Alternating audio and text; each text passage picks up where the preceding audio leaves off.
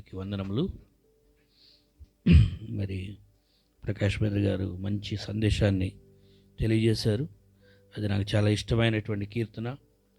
నిజంగా ఆ కీర్తన చక్కగా విభజించి ఏ వచనాలు ఏంటి అని చక్కని స్టడీ చేసి మంచిగా చెప్పారు brother. Well prepared, very good message. I really enjoyed each and every statement. అంటే ఆ మెసేజ్లో ఉన్నటువంటి చక్కని వాక్యం అది. అలాగ సమయం కేటాయించి స్టడీ చేసి మీరు అలాగ దేవుని వాక్యాన్ని ఎక్కువగా ఇంకా అనేకులకు బోధించాలని రాబోయే రోజుల్లో మిమ్మల్ని దేవుడు ఇంకా గొప్పగా వాడుకుంటాడని నాకు ఆసక్తి ఉంది, అది ఆ నమ్మకం ఉంది. మంచి వాక్యం చెప్పారు, సంతోషం. సో ఇప్పుడు వాక్యంలోకి వెళ్దాం. మరలా మత్తయి సువార్త 7వ అధ్యాయం.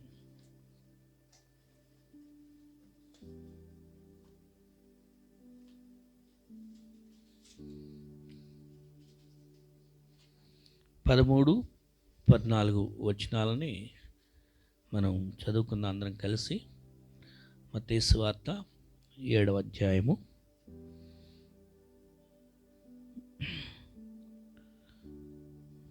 మత్తయి సువార్త 7వ అధ్యాయం 13-14 వచనాలు నాతో పాటు కలుస్తామండి. ఇరుకు ద్వారమున ప్రవేశించుడి, నాశనమునకు పోవు ద్వారము వెడల్పును, ఆ దారి విశాలమునై ఉన్నది, దాని ద్వారా ప్రవేశించేవారు అనేకులు. జీవమునకు పోవు ద్వారము ఇరుకును, ఆ దారి సంకుచితమునై ఉన్నది, దాని కనుగొనువారు కొందరే. దేవుడు తన ప్రజలకి ఎప్పుడు కూడా ఏది మంచో ఏది చెడో తెలియజేస్తూ ఉంటారు. తెలియజేసి నిర్ణయం మాత్రం మీ ఇష్టం అని చెప్పి వదిలేస్తారు. నువ్వు ఇదే చెయ్యి అని దేవుడు బలవంతం చేయడు, కానీ ఏది మంచి ఏది చెడు అనేది మనిషికి తెలియజేసి ఇప్పుడు నిర్ణయం మాత్రం నువ్వు తీసుకో అని అంటాడు. ఏమండి, దేవుడు గొప్ప దేవుడు అండి. నిజంగా ఆయన అధికారపూర్వకంగా నువ్వు ఇది చెయ్యి అని బలవంత పెట్టవచ్చు కదా. ఆయనకి సర్వ అధికారాలు, సర్వ హక్కులు ఉన్నాయి మన మీద కదా. ఆయనకి సర్వ హక్కులు ఉన్నాయండి. ఎందుకంటే ఆయన మనల్ని సృష్టించాడు. ఆయన మనల్ని సృష్టించినప్పుడు మన మీద అధికారం లేదా, హక్కు లేదా? ఈ సృష్టినే సృష్టించాడు, అన్నిటినీ చేసింది ఆయనే. మరి ఇంత గొప్ప సృష్టిని చేసి మనల్ని పుట్టించుకొని అన్నీ చేసిన ఆయనకి మన మీద హక్కు లేదా? ఉంది. నువ్వు ఇది చేయి, ఇది చేయొద్దు అంటానికి. కానీ అదే అక్కడ గొప్పతనం ఏంటంటే, దేవుడు మనిషికి ఏం చేశాడంటే ఒక ఫ్రీ విల్ అనేది, ఒక స్వేచ్ఛని, సొంత చిత్తాన్ని, ఒక నిర్ణయాన్ని తీసుకునే అవకాశాన్ని ఇచ్చాడు. మంచేదో చెడేదో, నిజమేదో అబద్ధమేదో, ఏది మేలు ఏది కీడు మనిషికి చెప్పి నిర్ణయం మాత్రం నీ ఇష్టం అన్నాడు. ఎందుకంటే దాని ఫైనల్ రిజల్ట్ కూడా ఆయన చెప్పాడు. ఈ నిర్ణయం తీసుకుంటే దీని యొక్క ఫలితం ఇలా ఉంటుంది, ఈ నిర్ణయం నువ్వు ఎంచుకుంటే, ఈ పద్ధతిలో నువ్వు వెళ్ళాలనుకుంటే దీని ఫలితం ఇలా ఉంటుందని ఆల్రెడీ ఎక్స్ప్లెయిన్ చేస్తే నీ ఇష్టమని వదిలేదు. కాబట్టి దేవుడు అసలు నిజంగా ఎంత గొప్ప దేవుడు. కానీ ఇప్పుడు మనిషికి మనకి దేవుడు మనకి ఒక సౌండ్ మైండ్ ఇచ్చాడు. నిర్ణయం తీసుకోగలిగినటువంటి ఒక చక్కని ఆలోచన చేయగలిగిన మేధాశక్తి కలిగిన మనిషినిగా దేవుడు తయారు చేశాడు. ఏమంటే కంప్యూటర్ని చూసి మనిషి చాలా గొప్పగా గ్రేట్గా ఫీల్ అవుతున్నాడు, లేకపోతే రాకెట్ సైన్స్ని గురించి మనిషి పెద్ద గ్రేట్గా ఫీల్ అవుతున్నాడు. కానీ వాటన్నిటికీ మించింది మనిషి. ఆ రాకెట్ని తయారు చేసింది ఎవరు? మనిషే. కంప్యూటర్ని తయారు చేసింది ఎవరు? మనిషే. సో మనిషే తయారు చేశాడు వీటన్నిటినీ. కానీ ఆ మనిషిని తయారు చేసింది దేవుడు కదా. అంటే ఈ మనిషి తయారు చేయగలిగిన జ్ఞానం ఇచ్చింది దేవుడు. సో మనిషి గొప్పడు కంప్యూటర్ కన్నా కూడా. ఇప్పుడు ఏఐ అని చెప్పేసి ఈ టెక్నాలజీ ఏఐని గురించి గ్రేట్గా ఫీల్ అవుతున్నారు. బట్ ఏఐ కన్నా కూడా మనిషే గొప్పోడు ఎంతైనా కూడా. ఎందుకంటే మొన్న కూడా వాక్యము ఎక్కడ చెప్పుకుంటూ ఎక్కడ సందర్భంలో మాట్లాడుకుంటూ ప్రేయర్ అయిపోయాక ఫెలోషిప్ మాట్లాడేటప్పుడు జాన్ బ్రదర్ గారు ఒక సందర్భం మాట్లాడుతూ అసలు మనిషిని దేవుడు ఎంతగా వాల్యూ ఇస్తున్నాడు. ఎందుకంటే ఆయన స్వరూపంలో చేసుకున్నాడు ఆయన. ఇంక ఈ భూమి మీద సారీ ఇక్కడ కాదు, నేను ఇక్కడ కాదు వేరే చోట థర్స్డే ప్రేయర్ అనుకుంటా. ఒక బ్రదరు మాట్లాడుతూ ఒక రాయి ఉంది కదా, డైమండ్ ఉంది, ఒక రాయి ఉంది, ఎన్నో కోట్లు ఖర్చు ఉంటుంది అనుకుందాం. మరి దేవుడు దానికన్నా నన్ను ఎక్కువగా వాల్యూగా చేశాడు, ఎందుకంటే ఆయన స్వరూపంలో నన్ను చేశాడు. సో అలాగా అంటే మనిషికి దేవుడు ఎంతో గొప్ప వాల్యూ ఇచ్చాడు. వాల్యూ ఇచ్చి అన్నీ తెలియజేసి ఇప్పుడు మాత్రం నీ ఇష్టం అని అన్నాడు. ఇక్కడ మనం చదువుకున్న భాగంలో కూడా అదే దేవుడు మనకు అర్థం చేపిస్తున్నాడండి. ఏంటంటే 13-14 వచనాల్లో ఇరుకు ద్వారమున ప్రవేశించుడి అని చెప్పాడు. ఎందుకు ఇరుకు ద్వారమున ప్రవేశించమన్నాడంటే, ఈ ఇరుకు ద్వారము అనేటువంటిది సంకుచితమై ఉన్నది అని అన్నాడు. జీవమునకు పోయే ద్వారము ఇరుకు ద్వారము అని ఇక్కడ 14వ వచనంలో ఎక్స్ప్లెనేషన్ ఇచ్చారు. కానీ ఇంకొక దారి గురించి కూడా చెప్పారు, విశాల దారి. ఇరుకుకు ఆపోజిట్ విశాలం. సో విశాల దారిని గురించి మాట్లాడుతూ అది నాశనమునకు పోయేటువంటిది అన్నాడు. వెడల్పుగా ఉంటుంది, కానీ డెస్టినీ గమ్యస్థానం దగ్గరికి వెళ్ళేసరికి మాత్రం నాశనానికి దారితీస్తుంది. సో ఈ రెండింటి దారుల గురించి తెలియజేశాడు. ఈ యొక్క విశాలమైనటువంటి దారిలో ఎటువంటి రెస్ట్రిక్షన్స్ లేవండి. విశాలమైన దారి గురించి గమనించండి, ఎటువంటి రెస్ట్రిక్షన్స్ లేవు. మీ ఇష్టం, ఎలా అయినా వెళ్ళొచ్చు, ఏ విధమైన జీవించవచ్చు. మై లైఫ్ మై రూల్స్, నా ఇష్టం నా జీవితం అని కొందరు రాసుకుంటూ ఉంటారు స్టిక్కర్స్, బిల్ బోర్డ్స్ యొక్క పైకుల మీద అక్కడిక్కడ, నన్ను నా ఇష్టం నా లైఫ్ అని. అట్లా అది విశాలమైనటువంటి మైండ్ సెట్ అది. అంటే నేను మాట్లాడుతున్న విధానం ఇక్కడ బైబిల్ చెప్తున్న ఈ 14 వచనంలో చెప్పండి ఈ విశాలమైన హృదయం గురించి ఏంటంటే, ఇది విశాల హృదయపు ఆలోచనల గురించి. అంటే ఆ దారిలో, విశాలమైన దారిలో వెళ్ళే ఆ విశాల హృదయ పరిస్థితి ఏంటంటే, నా ఇష్టం, నేను ఇలా చేయాలనిపిస్తే ఇలా చేసేస్తా, అక్కడ ఏదైనా అనాలనిపిస్తే అనేస్తా, అలా అక్కడ చూడాలనిపిస్తే చూసేస్తా, ఇంకేదన్నా ఇంకేదో చేయాలనుకుంటే చేసేస్తాను అనేటువంటిది ఒక ఫ్రీడమ్తో కూడినటువంటిది, ఒక లిబర్టీతో కూడి, నాకు ఎవరు ఏం రిస్ట్రిక్షన్స్ పెట్టొద్దు, నా లైఫ్ నా ఇష్టం, నాకు ఎవరు చెప్పక్కర్లా, నా లైఫ్ ఏంటో నేను చూసుకుంటా. అంటే నాకు ఎవరు నన్ను ఆపొద్దు, నేనేం చేస్తున్నా కూడా నేను ఎంతవరకు ఎంజాయ్ చేయాలనుకుంటే అంతవరకు ఎంజాయ్ చేస్తా అనేటువంటిది విశాలమైన మార్గంలో వెళ్ళే వాళ్ళకి. ఇరుకుదారిలో ఫర్ ఎగ్జాంపుల్ ఇట్లా 2 గోడలు ఉన్నాయి అనుకోండి, ఆ 2 గోడల మధ్య ఒక చిన్న దారి ఉందనుకోండి. ఈ చిన్న దారిలో వెళ్ళేటప్పుడు ఎంత జాగ్రత్తగా వెళ్ళాలి. ఇటు కదిలితే దీనికి ముళ్ళు ఉన్నాయి అనుకున్నాం ఇటువైపు, ఇటు కదిలితే దీనిపైన ఏదో నిప్పులో ఏదో ఉన్నాయి అనుకున్నాం, ఇటు కదిలినా ఏదో ఒకటి ఇటు ముళ్ళు గుచ్చుకోవచ్చు, లేకపోతే ఇటు నిప్పులు తగలవచ్చు. కాబట్టి చాలా కేర్ఫుల్గా వెళ్ళాలి అడుగులు తీసి అడిగేటప్పుడు కదా. అది ఇరుకుదారిని గురించిన విషయం. లేదనుకోండి, ఇంకొక ఉదాహరణ ఆలోచించుదాం. ఊర్లో మనం పొలాల గట్లు చూస్తాం కదా, పొలాల గట్ల మీద నడుస్తూ ఉంటాం. ఒక్కోసారి గుర్తుందా, ఆ గట్ల మీద నడిచే వాళ్ళు ఎట్లా పడితే అలా వెళ్ళిపోతే సరిపోయిద్దా? కుదరదు. చాలా జాగ్రత్తగా, ఎందుకంటే ఇటు కాలు జారినా అటు కాలు జారినా పడిపోతాం. పొలంలో ఇట్లా జారి కింద వరి మట్టి నీళ్ళు ఉన్నాయనుకోండి, వరి పొలం అనుకోండి, ఇటు బురదలో పడతాం, అటైనా బురదలో పడతాం. అందుకే చాలా జాగ్రత్తగా. అదే విశాలధార అనుకోండి, ఒక మైదానం లాంటి ప్రాంతం అనుకోండి, వాళ్ళ ఇష్టం ఎటు పరిగెత్తినా ఏం చేసినా ఏమవుదు అనుకోవచ్చు. అంటే ఇది కూడా ఇక్కడ దేవుడు అది చెప్పాడు. అంటే దీంట్లో ఉన్న విషయం ఏంటంటే, విశాలమైన దారి దేనికి సాదృశ్యం అంటే లోకం, లోక విధానం, లోక జీవితం. నీ ఇష్టం, నువ్వు ఎలా ఉండాలనుకుంటే అలా ఉండొచ్చు, ఏ విధంగానైనా ఉండొచ్చు అనేది. రూల్స్ అనేటువంటివి ఏమీ నిన్ను రిస్ట్రిక్షన్ చేయవు, నియమాలు అనేవి ఏదో రూల్స్ పెట్టేసి నీకు రిస్ట్రిక్షన్స్ ఉండవు, నీకు ఎలాగైనా జీవించవచ్చు నీకు ఇష్టమైనట్లుగా అనేది లోకం. కానీ ఇరుకు ద్వారం అనేది క్రీస్తుకి సాదృశ్యమైన దారి.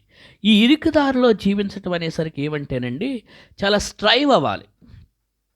ఈ స్ట్రైవ్ అవ్వటం అంటే ఇంకో మాటలో చెప్పాలంటే పోరాటముతో కూడిన జీవితం ఇది. చాలా ఏమనుకోవాలంటే దాన్ని చాలా దగ్గరగా కుదించుకొని జీవించవలసిన విధానం ఇది. ఇది ఇరుకుదారి. అంటే క్రీస్తు దారి ఎందుకండి అలా పెట్టాడు అని అంటే, మరి క్రీస్తు దారి ఆ ఇరుకుదారిగా పెట్టడానికి గల కారణం ఏంటంటే, లోకము దేవునికి విరోధం. లోకంలో ఉన్నదంతా శరీరాశ, నేత్రాశ, జీవపు డంబము అని 1 యోహాను పత్రికలో రాస్తుంది. ఇంకా యాకోబు పత్రికలో ఏమన్నదంటే, ఈ లోక స్నేహము దేవునితో విరోధము అనే విషయం కూడా రాస్తుంది. సో ఈ లోకం అనేటువంటిది దేవుని యొక్క పద్ధతికి విరోధమైనటువంటిది. అందుకని ఇరుకైనటువంటి దారి దేవునిది, యేసుక్రీస్తు వారిది. అందుకని ఇక్కడ స్పష్టంగా రాసింది ఈ ఇరుకైనటువంటి దారి. కానీ ఇది ఇరుకైన దారి అయినప్పటికీ కూడా అది జీవమునకు పోవు దారి. దాన్ని కనుగొని వారు కొందరు, అందరు ఇష్టపడరు. అంతే కదండి, ఇరికిరిగ్గా ఉండాలంటే అందరు ఇష్టపడరు. అంటే అలాగే ఈ క్రీస్తు జీవితం అసలు, అబ్బా క్రీస్తు నమ్ముకుంటానండి, సినిమాలకు వెళ్ళొద్దంటారు, మందు తాగొద్దంటారు, మా ఇష్టం వచ్చినట్టు ఉండొద్దంటారు, పాస్టర్లు అది చెప్తారు, ఇది చెప్తారు, అవి చేయొద్దంటారు. అదే ఆ క్రీస్తు కాకుండా, ఆ చర్చి కాకుండా మనం మామూలుగా ఉన్నామనుకోండి, మన ఇష్టం, మనల్ని ఆపేవాళ్ళు ఎవరూ లేరు, మన లైఫ్ మనకి ఎలా అయినా జీవించవచ్చు అనుకుంటారు. క్రీస్తు వారు మరి కొన్ని రిస్ట్రిక్షన్స్ పెట్టారు అని అంటే, ఎందుకు పెట్టారు అని అంటే, వాస్తవానికి అది మనకి జీవం కలిగి చేస్తుంది అని, మరణము కాదు. ఎందుకంటే ఇరుకు ద్వారం అనేటువంటిది ఖచ్చితంగా జీవమని రాశారు అంటే, విశాలమైన మార్గం గురించి అర్థం చేసుకోవాలంటే ఖచ్చితంగా అది నాశనం అని కూడా ఉంది. దానికి మరణం అనే అర్థం. నాశనం అంటే నాశనం అయిపోవడం, జీవితం అనేది నాశనం అయిపోయింది, ఎందువల్ల పనికిరాదు కాకుండా అయిపోద్ది. సో నాశనమైన జీవితం కావాలా, జీవమునకు నడిపించే జీవితం కావాలని చూసుకోవాలన్నమాట. సో అదే ఇక్కడ మనకి ఈ రెండు మార్గాల గురించి, ద్వారము మార్గము అన్నా కూడా ఈ రెండింటిని, అది ఇరుకు ద్వారము ప్లస్ ఇరుకు మార్గముగా కూడా. అంటే కొన్నిసార్లు కొన్ని ఎలా ఉంటాయి, ఎంటర్ అవ్వడానికి చిన్న గేట్ లాగా ఉండి తర్వాత పెద్ద విశాలంగా ఉండొచ్చాం. కొందరు బ్రతుకులు అలా అయిపోయానండి. క్రీస్తు నమ్ముకుంటామంటారు, క్రీస్తులోకి వచ్చామంటారు, స్టార్టింగ్లో అది బాగానే ఉన్నా, ఇక తర్వాత మాత్రం మళ్ళీ లోకంలో విశాలంగా బ్రతికేయాలనుకుంటారు. లోకం చెప్పినట్టు నాకు పర్వాలేదండి, ఎలా అయినా పర్వాలేదు, ఎట్లయినా జీవించేస్తాను అనుకో. ఒకనొక టైంలో ఒక సహోదరి కౌన్సిలింగ్ కోసం వాళ్ళ యొక్క వివాహంలో మాట్లాడటానికి సందర్భం వచ్చినప్పుడు, తను ఏడ్చుకుంటూ చెప్పుకున్నప్పుడు, అవతల తన భర్త గారితో మరలా నేను మాట్లాడినప్పుడు ఫోన్ చేసి, ఇలాగా మీ భార్య గారు ఈ విధంగా బాధపడుతున్నారు నీ సందర్భంలో, అలాగా ఎక్స్టర్నల్ అఫైర్స్ వద్దు కదా అంటే, పర్వాలేదు, మన సుప్రీంకోర్టే మనకి రూల్స్ ఇచ్చేసింది కాబట్టి ఆపడానికి మీరేమో ఆపరక్కర్లేదు అని డైరెక్ట్గా చెప్పేసి. అంటే లోకం అలౌ చేసేస్తుంది. అంటే లోకం ఏంటంటే మీ ఇష్టం, మీరు ఎలా అయినా ఉండొచ్చు అని. కానీ ఇది చదివే వాళ్ళకి, ఇరుకుదారిలో ఉన్న వాళ్ళకంటే, అమ్మో అది తప్పు, అది నేను చేయకూడదు, నా హృదయానికి తెలుస్తూ ఉంటుంది. ఇరుకుదారి. ఆ విశాల దారి ఏంటంటే, ఆ బయట చెప్పింది కదా చేయొచ్చని, కాబట్టి నాకేమో తప్పేముంది, చేస్తాను. నేను ఎవరితో వివాహం అయినప్పటికీ నా జీవితాలు నేను ఎట్లయినా జీవించవచ్చు అనేది విశాల దారి, ఎట్లయినా వెళ్ళిపోవచ్చు అనేది. ఇరుకు దారి ఏంటంటే నీకు ఒక రిస్ట్రిక్షన్స్ ఉన్నాయి, అక్కడ ఉండాలి. అక్కడ నీకు ఒక దేవుడు ఒక కమాండ్ పెట్టాడు, భార్య భర్త వివాహ జీవితం అంతవరకు ఒక బంధం పెట్టాడు. విశాలధారి అంటే నా ఇష్టం. దేవుని భక్తి జీవితంలోకి దీన్ని చదువుతున్న నాన్నకి దీంట్లో ఏమన్నంటే, ఇలా జీవించాలి అని కొన్ని నియమాలు చెప్పండి. ఇది వద్దనుకుంటే మాత్రం నా ఇష్టం వచ్చినట్లుగా, నాకు హృదయానికి సంతోషాన్ని కలిగించే, నా శరీరాన్ని ముచ్చటించేసుకునేటువంటి, నా శరీరాన్ని సంతోషపరిచేటువంటి, లేదా నా కనులకి సంతోషాన్ని కలిగించే వాటిని దేన్నైనా పొందుకో. దానికోసం నేను పెద్ద పోరాటం చేయనక్కర్ల, ఆత్మ పోరాటం. ఏమండి, పోరాటం ఎవరికి ఉంటుందంటే, ఆ ఇరుకుదారిలో వెళ్ళే వాళ్ళకే కొద్దిగా రిస్ట్రిక్షన్స్ ఉండడం వల్ల ఒక పోరాటంగా ఉంటుంది. అది ఇక్కడ మనం అర్థం చేసుకోవాల్సినటువంటి విషయం. ఫైనల్గా అయితే డెస్టినీ అయితే జీవం గురించి రాస్తుంది. ఇరుకుదారిలో వెళ్ళేవారు అందరూ కోరుకోరంట, కొందరు. ఇప్పుడు కొన్ని విషయాలు, కొన్ని వచనాలు చదువుతూ మనం ముందుకు వెళ్దాము. చూడండి, కొలసీలకు రాసిన పత్రిక 1వ అధ్యాయంలో 28, 29 వచనాలు చదువుదాం. కొలసీ 1వ అధ్యాయం 28, 29.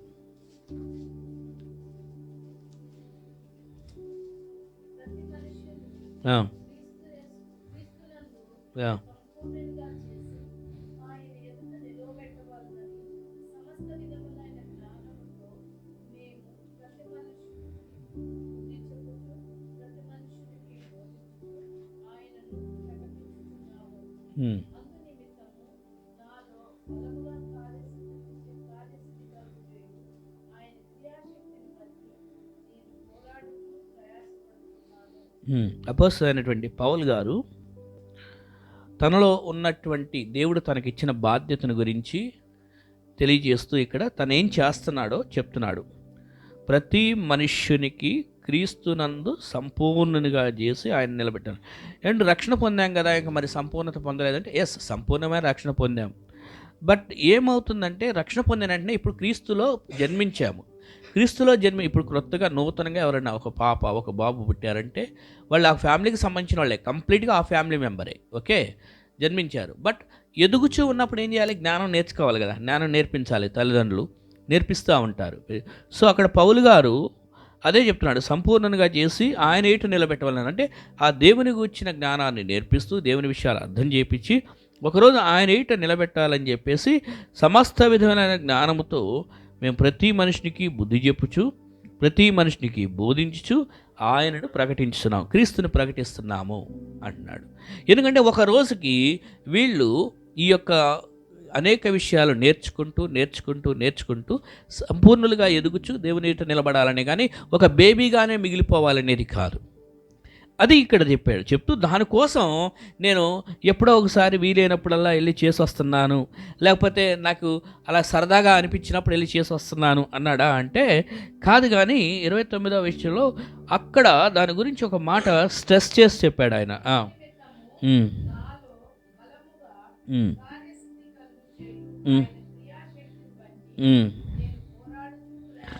నేను పోరాడుచు ప్రయాసపడుతాను. ఇది ఒక పోరాటంలాగా ప్రయాసపడుతున్నాడండి. పోరాడేవాడు ఎలా ప్రయాసపడతాడండి?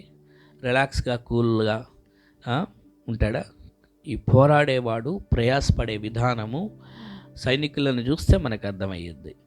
వారు ఒక వాతావరణాన్ని పట్టించుకోవడానికి లేదు. ఈరోజు చలి కదా, ఈరోజు వద్దులే యుద్ధ ఫీల్డ్లోకి నేను వెళ్ళనులే అంటే కుదరదు. అవతల సైన్యం శత్రువు వచ్చేసి వాడు నాశనం చేస్తూ ఉంటాడు. అది చలైనా, లేకపోతే నాకు తలనొప్పి వచ్చిందన్నా, లేకపోతే ఇంకొకటైనా ఒక సైనికుడు ఏ విధంగా ఉంటుందంటే ఆయన మైండ్ సెట్, నేను చనిపోయే వరకు నా పోరాటమే నా యొక్క ధ్యేయము, దానికోసం ఎంతైనా ప్రయాసపడతాడు. ఆయన కంప్లైంట్స్ ఇవ్వడానికి లేదు. ఎస్పెషలీ ఇన్ఫాంట్రీ లెవెల్లో ఉన్నవాళ్ళు. ఇన్ఫాంట్రీ అంటే ముందు వరుసలో ఉంటారనమాట. ఇంకా యుద్ధం జరుగుతున్నప్పుడు ఎక్కడో ఆఫీస్లో కూర్చొని ఆఫీస్లో నుంచి మొత్తం శాటిలైట్ ద్వారా చెక్ చేసేవాళ్ళు కాదు, వాళ్ళంతా ఆఫీసర్లు. బట్ ఇన్ఫాంట్రీ లెవెల్లో ఉన్న సోల్జర్స్ ఉంటారు, వాళ్ళకి తెలిసిద్ది ఈ పదం యొక్క అర్థం ఏంటో, పోరాడుచూ ప్రయాసపడటం అని. ఇన్ఫాంట్రీ లెవెల్ ఎలా అంటే శత్రువుతో ఎదురుగా ఉంటారనమాట. ఏ టైంలో ఏ బుల్లెట్ అయినా వచ్చి గుండెలకు తగలొచ్చు అనమాట. అలాంటి టైం అనమాట. ఎదురుగా కూర్చొని పోరాడి ప్రయాసపడటం అండి. సో ఈ వ్యక్తి పౌలు అంటున్నాడు, నేను మనుషుల్ని సంపూర్ణ జ్ఞానంగా చేసి ప్రభు ఎదుట నిలబెట్టాలని అందుకోసమే పోరాడుచూ ప్రయాసపడుచున్నాను. ఎందుకంటే ఆ దేవుని క్రియాశక్తి నాలో పనిచేస్తుంది. ఆ దేవుడి ఇచ్చిన శక్తిని బట్టి నేను ప్రజల కోసం ఇలా చేస్తున్నాను. అంటే పౌలు గారు ఈ మాట అనడానికి కారణం ఏంటంటే, ప్రజలైనటువంటి దేవుని బిడ్డలైనటువంటి వారు విశాలంగా ఎలా పడితే అలా జీవించడానికి నేను ఒప్పుకోను. వాళ్ళని ఇరుకుదారిలో మంచిగా జీవమునకు పోయే దారిలో వాళ్ళని ఒక పరిపూర్ణులుగా తీర్చిదిద్దాలని నా యొక్క ధ్యేయము. అందుకోసం నేను పోరాడుతున్నాను, స్ట్రైవ్ అవుతున్నాను అనే మాట చెప్పాడు. మనము పర్సనల్గా మరి మన తరపు ఇప్పుడు టీచర్ తన బాధ్యతగా తను చేస్తారు, పర్ఫెక్ట్గా క్లాస్ టీచ్ చేస్తారు, లెసన్ అంతా కూడా A to Z ఎక్స్ప్లెయిన్ చేస్తారు. బట్ స్టూడెంట్గా తన బాధ్యత తను కూడా అటెన్షన్ పే చేయాలి ఒకటి. రెండవది దానికోసం వారు చదువుకోవాలి, అప్పుడే ఎగ్జామ్లో పాస్ అవుతారు. టీచర్ ఎంత 100% పర్ఫెక్ట్గా చెప్పినా స్టూడెంట్ తరపు నుంచి తన ఎఫర్ట్స్ పెట్టలేదనుకోండి, ఇప్పుడు స్టూడెంట్కి ఏమైనా ప్రయోజనం అయితే స్టూడెంటే తర్వాత కోల్పోవాల్సి వస్తుంది. సో అందుకనే పౌలు గారు అంతగా ఎందుకు ప్రయాసపడ్డారంటే, అయ్యో దేవుని బిడ్డలు, దేవుని సంఘము, ఇక్కడ కొలసి సంఘం గురించి రాస్తున్నాడు కాబట్టి ఉత్తరం, అక్కడ ఉన్న వాళ్ళ ప్రతి మనిషిని కూడా మనలో కూడా మరి మనం ఓకే పాస్టర్లు కష్టపడుతున్నారు, ప్రయాసపడుతున్నారు, ప్రార్థనలు చేస్తున్నారు, లేదా ఎవరైనా వేరే వాళ్ళు మన కోసం ప్రార్థనలు చేస్తున్నారు, వాళ్ళు ఎంతో బాధపడుతున్నారు మన కోసం. ఈ వ్యక్తి ఆత్మీయంగా ఉండాలి, ఈ వ్యక్తి దేవుని కోసం కొన్నిటిని అవసరమైతే కొన్నిటిని కాదనుకోవాలి, కొన్నిటిని కష్టమైన భరించాలి, ఈ కుటుంబం దేవుని కొరకు బలపడాలని ఎంతోమంది ప్రార్థన చేస్తున్నారు. మరి మనకు పర్సనల్గా మనకి మనం ఈ ఇరుకైన దారిలో ప్రవేశించి ఆ ఇరుకు దారిలో నుంచి ప్రయాణం చేస్తూ ఉండటానికి మనకి ఇంట్రెస్ట్ ఉందా? ఎలాగైతే ఒక స్టూడెంట్ పర్సనల్గా తన ఇంట్రెస్ట్ తీసుకోవాలో అలాగే మరి మనము కూడా ఇంట్రెస్ట్ ఉందా? నేను కూడా ఈ ఇరుకుదారిలో ప్రవేశించి, ఈ ఇరుకుదారిలో నుంచి మనం ప్రవేశించాము, ఎప్పుడు రక్షణ పొందాము కాబట్టి, అయితే ఈ ఇరుకుదారిలో నుంచి వెళ్తూ ఉండాలి.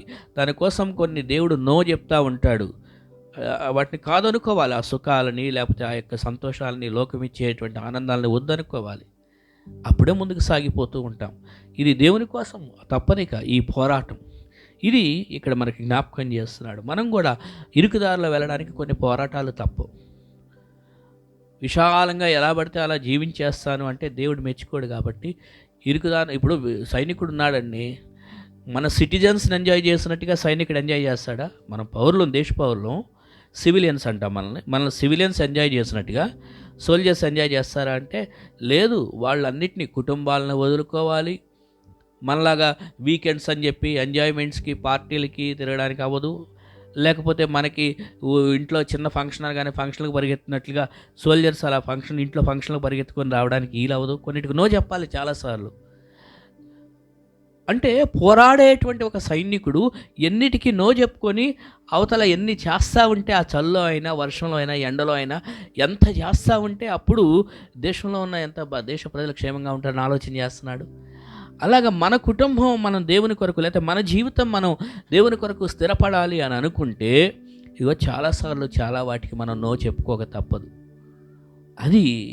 ఇదే మనకి ఈ ఇరుకుదారిలో ఉన్న అనుభవం అనమాట. క్రీస్తు మార్గం. ఇరుకుదారి అంటే ఇంకో మాట, దానికి క్రీస్తు మార్గం. విశాల మార్గం అంటేనేమో లోక మార్గం. దాని ఇష్టం వచ్చినట్టు ఉండొచ్చు, ఎప్పుడు కావాలంటే అప్పుడు, ఎలా పడితే అలా ఏదైనా చేయొచ్చు. ఎవరు అడిగేవాళ్ళు లేరు. ఏం చేసినా కూడా చెల్లిద్దంటారు. ఓకే, నువ్వు దీనికి ఇష్టమా, చేసుకో, వెళ్ళు అని. కానీ చివరికి దానివల్ల నష్టమే వస్తుంది, నాశనమే వస్తుంది. అది ఇక్కడ రాస్తుందన్నమాట. మరొక మాట చదువుదాము. కొలస్సీ 2వ అధ్యాయంలో 1-2 వచనాలు. కొలస్సీ 2వ అధ్యాయంలో 1-2 వచనాలు.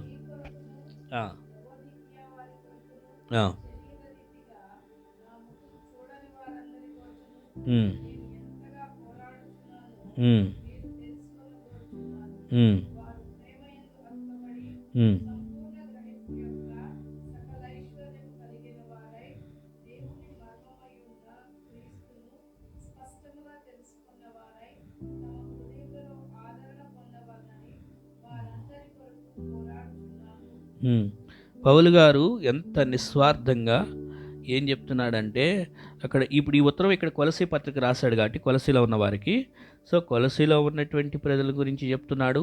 అలాగే లవోదికయ వారి కొరకు, అలాగే ఇంకెవరైతే ఈయన డైరెక్ట్గా వాళ్ళ ఫేస్ టు ఫేస్ చూడకపోయినా కొందరి గురించి విన్నాడు కాబట్టి వాళ్ళందరి కోసం కూడా పోరాడుచున్నాను అనే మాట మరలా 2వ వచనంలో 2 సార్లు వాడటం జరిగాడనమాట. నేను ఎంతగా పోరాడుచున్నాను. ఎందుకయ్యా నువ్వు ఎంతగా పోరాడుతున్నావు, నీకేమన్నా బ్యాంకులో ₹1,00,000 వేస్తారానా అంటే లేదు, అందుకోసం కాదు, కానీ ఇదిగో ప్రజలైనటువంటి వారు ప్రేమయందు అతకబడాలని, సంపూర్ణ గ్రహింపు యొక్క సకల ఐశ్వర్యం కలిగిన వారే. గ్రహింపు యొక్క సకల ఐశ్వర్యం ఏమండి, ఐశ్వర్యం అనే పదం మనందరికీ ఇష్టమైద్ది కానీ గ్రహింపు యొక్క, సంపూర్ణ గ్రహింపు యొక్క సకల ఐశ్వర్యం కలిగిన వారే.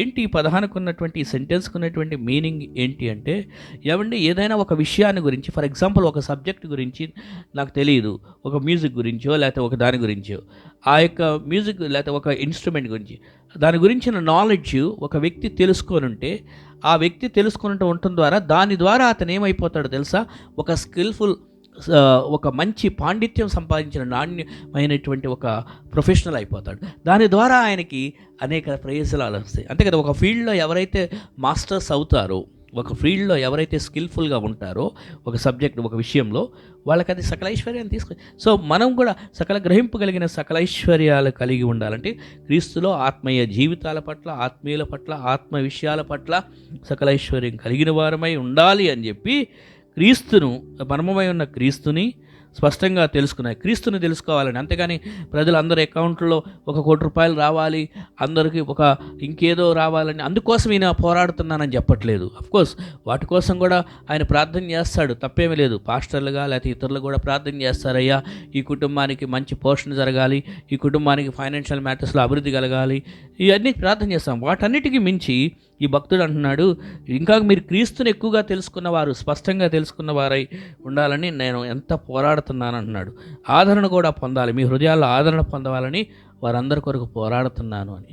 సో దీన్ని బట్టి ఇరుకు మార్గంలో ఉన్నటువంటి వారు ఏంటంటే పోరాడేటువంటి వారు. ఎందుకోసం పోరాడేవాళ్ళు అంటే వాళ్ళ జీవనోపాధి కోసం కాదండి. ఇరుకు మార్గంలో ఉండేటువంటి వారు నిజంగా పౌలు గారు ఎన్నిటినో త్యాగం చేసుకుని అక్కడ ఉన్నటువంటి బిడ్డల కోసం వారు అభివృద్ధిలోనికి రావాలి. మనం కూడా ఇరుకుదారిలో వెళ్తున్న మనం కష్టపడుతూ మనం పోరాడాల్సింది ఏంటంటే ఇతరుల కొరకు, మన కుటుంబము, మన సంఘ సభ్యులు, లేకపోతే ఇతరులు రక్షణ పొందిన వాళ్ళు ఇంకా ఆత్మీయంగా ఎదగాలని చెప్పేసి. ఇది ఒక సైనికుడిగా, ఒక చక్కని పౌలు గారు పోరాడుతున్నాను అన్నాడు. దానికోసం పోరాడుతున్నాడు. పోరాడే మనస్తత్వం కలిగిన వాడు. దానికోసం ఎంతైనా నేను వెళ్ళి దీనికోసం సాధించుకొస్తాను అంటారు చూసారా. కొంతమంది ఫర్ ఎగ్జాంపుల్ మైనారిటీస్ యొక్క హక్కుల కోసం కొందరు పెద్దలు వెళ్ళి వాళ్ళ కోసం మేము పోరాడతామంటారు చూడండి సొసైటీలో. అలాగా మనం దేవుని కోసం, దేవుని రాజ్యం కొరకు, దేవుని బిడ్డల కొరకు, వారి ఆత్మీయ ఎరుగుదల కొరకు మనం పోరాడే వారంగా ఉండాలి. ఇరుకుదారిలో ఉండాల్సిన విధానం ఇదనమాట. అది మనం చేయాల్సినటువంటి పని. ఇరికి దారిది, కానీ ఇది జీవంకు నడిపించే దారండి. అందరి కోసం అన్నీ చేసి నీకేం సంపాదించుకుంటావన్నా నీ జీవితం ఎప్పుడంటే మన కోసం మనకి దేవుడు ఇస్తూ ఉంటాడు. మనకేం తక్కువ చేయడు దేవుడు. ఇతరుల కోసం పోరాడమని చెప్తున్నారు, ఇతరుల కోసం ప్రయాసపడమని చెప్తున్నారు. ఎస్, దేవుడు ఇస్తాడు. అయ్యా వాళ్ళ ఆత్మీయులు కావాలని నేను వాళ్ళ కోసం పోరాడుతున్నానంటే ఎస్, నువ్వు వాళ్ళ కోసం ఆత్మీయంగా పోరాడుతుంటే దేవుడు నీకు ఇస్తాడు. ఎందుకంటే యోబు తన స్నేహితుల నిమిత్తం ప్రార్థన చేస్తే అప్పుడు యోబు పరిస్థితి ఏమైంది?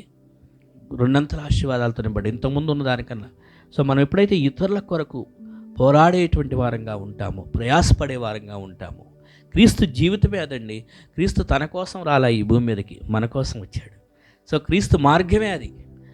ఆయన అన్నీ నో చెప్పుకొని ఆయన మన కోసం ప్రయాసపడ్డాడు. ఇది మనకి ఇరుకు మార్గంలో నేర్పించేటువంటి విషయం అంటే. ఇలా అందుకనే ఒక మాట చెప్పాడు పౌలు గారు, ఒక మాట వాడటం జరిగింది. 1 కొరింథీ 9వ అధ్యాయంలో 25, 9:25.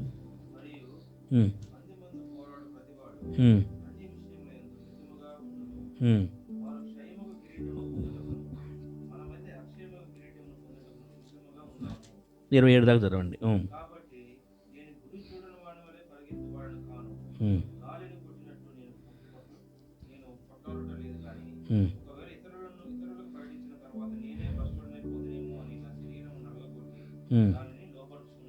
సో ఇప్పుడు దాకేమో నేను ఇతరుల కొరకు పోరాడుతున్నాను అన్నాడు, ఇతరుల క్షేమం కోసమని. ఇప్పుడు మళ్ళీ పౌలు గారు కూడా ఆయన ఏమంటారంటే ఇతరులకి బోధించిన తర్వాత మళ్ళీ నేనేమన్నా దారి తొలగిపోతానేమని చెప్పేసి, నేనేమన్నా భ్రష్టుడిని అయిపోతానో, మళ్ళీ నా గురించి కూడా నా శరీరాన్ని నలగొట్టుకుంటున్నాను. ఎందుకంటే ఇతరులకు మనం త్యాగం చేస్తాం, ఓకే, ఇతరుల కోసం చేస్తుంది మంచిదే, కానీ మనం కొన్నిసార్లు మనము కూడా ఈ లోకంలో జీవిస్తున్నాం, టెంప్ట్ అయిపోతూ ఉంటాం, శోధనలకు మునిగిపోతూ ఉంటాం. అయ్యో వాళ్ళు సంపాదించుకుంటున్నారు, మరి నేను ఎప్పుడు సంపాదించుకోవాలి? నా ద్వారా వాళ్ళు ప్రయోజకులు అవుతున్నారు, వాళ్ళు బాగానే బలపడ్డారు, మరి నేను ఎప్పుడు చేసుకోవాలి? మళ్ళీ నా కోసం నాకు ఏదైనా ఆశలు రావచ్చు. అప్పుడు దేవుడు అంటాడు, హే, నీ శరీరాన్ని నువ్వు నలగొట్టుకోవాలి. అందుకే పౌలు అన్నాడు నా శరీరాన్ని, ఎందుకంటే నా శరీరం దారి తప్పిపోతే మళ్ళీ ఇరుకు దారిలో నుంచి విశాలమైన దారిలోకి ఇష్టం వచ్చినట్టు జీవిస్తానంటే ఏమైపోవాలి? అందుకే నా శరీరాన్ని నలగొట్టుకుంటున్నానంటే ఇక్కడ కొన్ని బౌండరీస్ పెట్టుకుంటున్నాను నా శరీరానికి అని దీని అర్థం. నా శరీరం అది కావాలి, ఇది కావాలి, అది కావాలి, ఇది కావాలని కోరుకుంటుంది. అలా కాదు, కొన్ని దాన్ని నలగొట్టుకుని లిమిటేషన్స్, ఆ ఇరుకులో ఉన్న వాళ్ళు ఆ లిమిటేషన్స్లో ఉంటారు. ఎలా పడితే అలా వెళ్ళటానికి అవ్వదు కదా.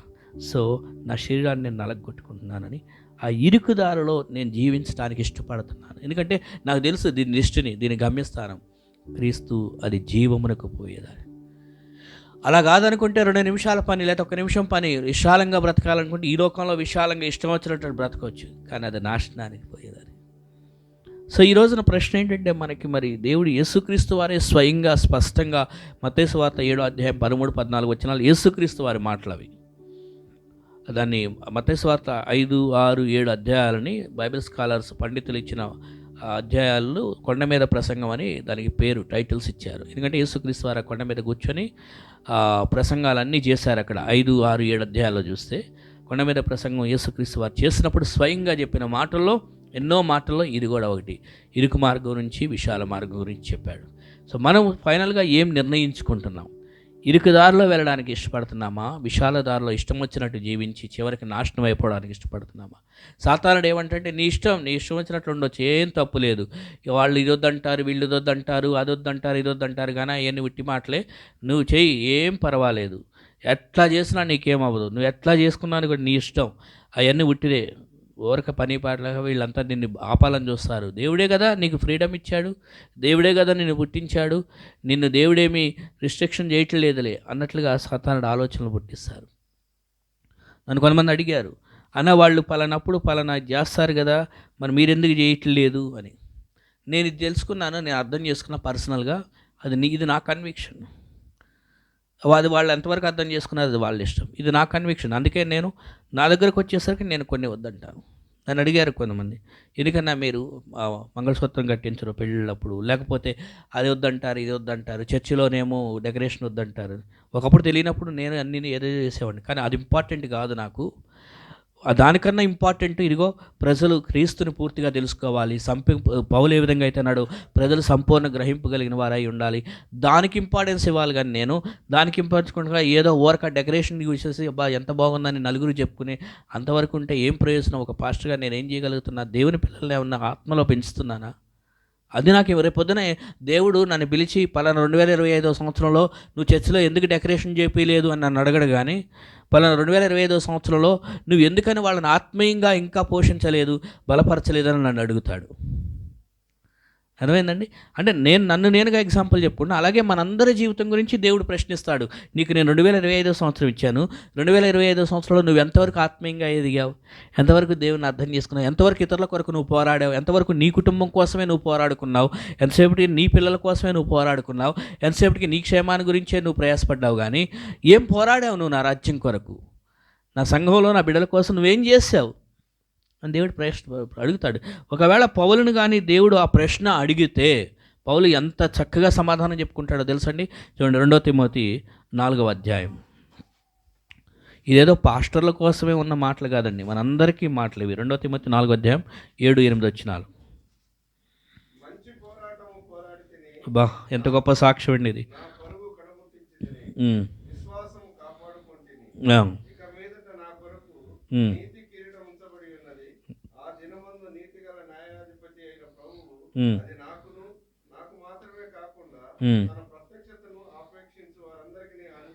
చూసారా పౌలు గారు ఎంత కాన్ఫిడెంట్గా ఎంత విశ్వాసంతో చెప్తున్నాడో, మంచి పోరాటము పోరాడి తిని. ఎందుకంటే అతను పోరాడాడు నిజమే, అన్ని కష్టాలకి అనుభవించడానికి సిద్ధపడ్డాడు. తన సౌఖ్యం కోసమన్నా, తన క్షేమం కోసమన్నా, ఇతరుల ఆత్మీయమైనటువంటి భద్రత, ఆత్మ సంబంధమైన ఎదుగుదల కొరకు సంఘాలు కట్టబడాలి, దేవుని పిల్లలు రక్షణ పొందాలి, దేవుని పిల్లలు రక్షణ పొందని వారు రక్షణ పొందాలని, రక్షణ పొందిన వారు ఇంకా ప్రభువులు ఎదగాలని, ఆత్మీయతలు ఎదగాలని, అది దేవుడు. అందుకోసం పౌలు కష్టపడ్డాడండి.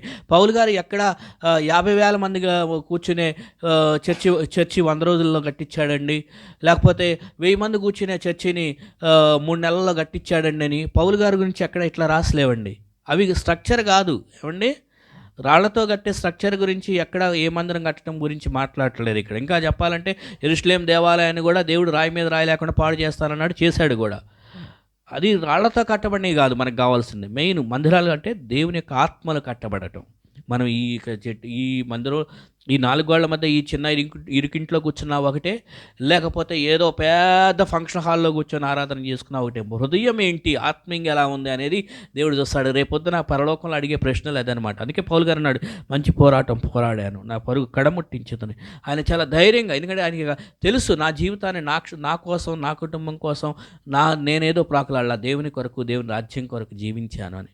సో రేపొద్దున మనం చెప్పగలమా, ఎస్ నేను నా కోసం కాదు, నేను కష్టపడిన దాంట్లో, దేవుడు నాకు ఇచ్చిన ఉద్యోగంలో, దేవుడు నాకు ఇచ్చిన జీవితంలో, దేవుడు నాకు ఇచ్చిన ఆరోగ్యంలో, దేవుడు నాకు ఇచ్చిన జ్ఞానంలో, దేవుడు నాకు ఇచ్చిన వనరులలో నేను దేవుని కోసం ఎక్కువ కష్టపడ్డాను. ఎస్ ఇది నేను ప్రయాసపడ్డా, నాకు ఒక మంచి కిరీటం ఉంది ఇప్పుడు అక్కడ అని ధైర్యంగా చెప్పగలమా? ఏం చేస్తున్నాం? 2026 సంవత్సరాన్ని దేవుడు మనకి ఎందుకు ఇచ్చాడో తెలుసా?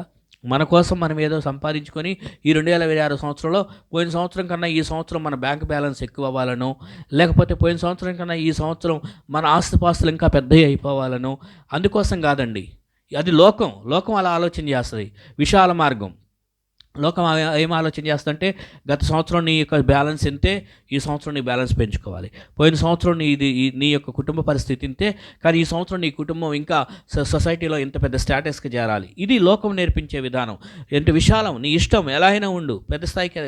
కానీ ఇరుకు మార్గం ఏంటో తెలుసా? నిన్ను ఎంత కుదించి ఉంచిద్దంటే, ఇరుకు మార్గం చాలా కుదించి ఉంచిద్ది అనమాట, చాలా తగ్గింపుతో ఉంచిద్ది అనమాట ఇరుకు మార్గం. నేను చాలా అది ఇరుకు మార్గంలో ఉన్నటువంటి ఎంతవరకు అడ్జస్ట్ అయితే అంత లిమిట్స్, బౌండరీస్ అనమాట. దేవునిలో మనం లిమిట్లు కాదు, దేవుడు మనల్ని గొప్పగా వాడుకుంటాడు ఏమండి. బట్ ఈ లోకపరమైన ఆశలు, లోకపరమైన సంపాదన, లోకపరమైన విషయాలు, వాటి విషయంలో మనం ఎంత తగ్గించుకుంటే దేవుడు మనల్ని అంతగా హెచ్చిస్తాడు అనమాట. రేపొద్దున అది సాధించుకోవాలి. కానీ ఈ భూమి మీద ఏముందండి, మనకన్నా ముందు కోటేశ్వర్లు ఎంతోమంది చనిపోయి వెళ్ళిపోయారు. హైదరాబాద్ గురించే ఎన్నో కథలు చెప్పుకుంటూ ఉంటారు. ఒకప్పుడు హైదరాబాద్లోనంట నవాబులు ఉండేవాళ్ళంట, ఆయన కారు రాయల్స్ రాయ్ కారు కొంటే చెత్త వాటికి కూడా వాడాడంట, ఆయన స్టేటస్ అంత. ఏమండి ఈరోజు ఎక్కడున్నారు వాళ్ళంతా? జీవించారు, అయిపోయింది. కానీ ఈ పౌలు గారు చెప్పిన స్టేట్మెంట్ చెప్పగలరా వాళ్ళు? మంచి పోరాటం పోరాడాను. మన జీవితం ఒక పోరాటం అండి. దేవుని సంఘం కోసం నేను పోరాడా. దేవుని సంఘం కట్టబడాలని, ఆత్మలు సంపాదించబడాలని, దేవుని రాజ్యం కట్టబడాలని. ఎందుకండి ప్రవీణ్ పగడాల లాంటి వాళ్ళు ఎందుకు ప్రాణాలు పెట్టి చనిపోయారు? వాళ్ళకి పని లేక, కుటుంబం వాళ్ళు ఉన్నాయి, పిల్లలు ఉన్నారు, లేకపోతే మరి ఇంకా ఎంతోమంది హతసాక్షులు అయిపోయారు. గ్రాహం స్టెయిన్స్ గారు కానీ మరి ఇంకా దేశంలో ఎంతోమంది. ఎందుకో తెలుసా? ఆ దేవుని కోసం ఇరుకు మార్గంలో తల వంచుకొని జీవించారు కాబట్టి. లైఫ్ని దేవుని కోసం దేవుడు తర్వాత అన్నీ చూసుకుంటాడండి, మనకేం తక్కువ చేయడు, భయపడిన అవసరంలా. సో ఇరుకు మార్గంలో వెళ్ళే వాళ్ళకి పోరాటం ఇది. కానీ ఈ పోరాటంలోనే గొప్ప అత్యధిక విజయం క్రీస్తు జయించాడు, సమాధానే జయించాడు. మనం కూడా గొప్ప విజయాన్నే మనకి ఇస్తాడు. ఈ పౌలు వల్ల మనం చెప్పగలిగి ఉండాలి. మంచి ఇదేదో ఊరక చాలామందికి అలవాటు అయిపోయిన ఓడేంటంటే, ఎవరైనా చనిపోయారనిపోగానే ఆ పోస్టర్ పెట్టేస్తారు ఒకటి, అన్నయ్య గారు చనిపోయారు, మరి కార్యక్రమాలు జరుగుతున్నాయి, వాక్యం ఒకటి రాయాలి, ఫస్ట్ ఇది రాస్తారు పైన, మంచి పోరాటం పోరాడు. మంచిదే, వాక్యాలు అక్కడ రాసుకోవడం తప్పలేదు. కానీ బ్రతుకున్నప్పుడు జీవించటం కోసం ఇచ్చిన వాక్యాలండి ఇవి. చచ్చిపోయిన తర్వాత ఏదో వాల్ పోస్టర్ మీద రాయించుకోవడానికి కాదు ఏమండి. ఇదన్నమాట మనం జీవించవలసింది. కాబట్టి ఇరుకు మార్గంలో జీవించుదాం అంటే, ఇరుకు మార్గంలో జీవించుదామంటే చాలా వాటికి మనం నో చెప్పుకోవాలి. ఎస్, వాటికి నో చెప్పుకుందాం. చాలా విషయాల్లో మనం కాదనుకోవాలి. చాలా విశాలమైన వాటిని వద్దనుకోవాలి. దేవుని కోసం ఎంత తగ్గించుకొని ఉంటే అంత గొప్పగా. అంటే దేవుడు మనల్ని ఏమి అంటే కడుపు నిండా తినొద్దని దేవుడు చెప్పట్లేదు, వస్త్రాలు మంచిగా కట్టుకోవద్దని దేవుడు చెప్పట్లేదు. కొంతమంది అలా అనుకుంటారు, అలా కాదు. దాని అర్థం ఏంటంటే, దేవుని కొరకు, దేవుని గౌరవాన్ని, దేవుని గౌరవించడం కోసము, దేవునికి ధిక్కరించే పరిస్థితులు ఏవైతే మనకు అడ్డొస్తాయో వాటికి నో చెప్పి దేవుని సంతోషపెట్టడం కోసం కష్టమైన ముందుకెళ్ళడం. అది అనమాట. దేవుడు తినొద్దనలా, వస్త్రాలు కట్టుకోవద్దని చెప్పాల ఏమండి. కొంతమంది ఎట్లా ఆలోచన చేస్తారంటే, ఇంక ఇరుగుదారిలో జీవించడం అంటే ఒక సన్యాసిలాగా ఎక్కడో బట్టలేం లేకుండా కొండల్లోకి వెళ్ళిపోయి ఎట్లనో జీవించాలి అనుకుంటారు. దేవుడు అలా పెట్టాలి. సొసైటీలో పెట్టాడు మనల్ని కుటుంబాల మధ్య పెట్టాడు. ఎందుకు పెట్టాడు తెలుసా? ఆయన సాక్షులంగా బ్రతకాలని. అంతేగాని ఎక్కడో ఋషుల్లాగా అడవుల్లో పెట్టలేదండి మనల్ని, కొండల్లో పెట్టలేదు, సమాజంలో పెట్టాడు. ఎందుకంటే మనం ఈ ఆత్మ సంబంధమైన పోరాటం పోరాడాలి, ఒక రోజున దేవుడిచ్చే బహుమానం పొందుకోవాలని. క్రీస్తు చనిపోయి వెళ్ళిపోయారు, కానీ మనకి ఇప్పుడు బాధ్యత అప్పగించాడు. ఇది క్రీస్తు మార్గంలో అనేకులు నడిపించడానికి. మనం మరి ఆ బాధ్యత చేద్దాం దేవుని కొరకు. అటువంటి కృప దేవుడు మనకి దయచేయనుగాక. ప్రార్థన చేసుకొని మనం ముందుకు సాగుదాం. ప్రేమగల దేవా, పరిశుద్ధుడా, ఈ వాక్యాన్ని మాకు ఇచ్చావు, నీకు వందనాలు. అవును ప్రభా, ఇరుకు మార్గము కానీ అదే జీవం కలిగించేమా. కాబట్టి ఇక్కడ చేరిన మేమంతా కూడా ఎంత ఇరుకైనా, నీ కొరకు ఎంత కష్టాలైనా, ప్రయాసాలు, పోరాటాలు పడి, అయ్యా ఈ విధంగా ఆత్మీయంగా మేము కూడా నీ కొరకు జీవించేవారుగా, నీ రాజ్యం కట్టడానికి మమ్మల్ని వాడుకోమని యేసు నామములో ప్రార్థించుకొనుచున్నాం తండ్రి. ఆమేన్.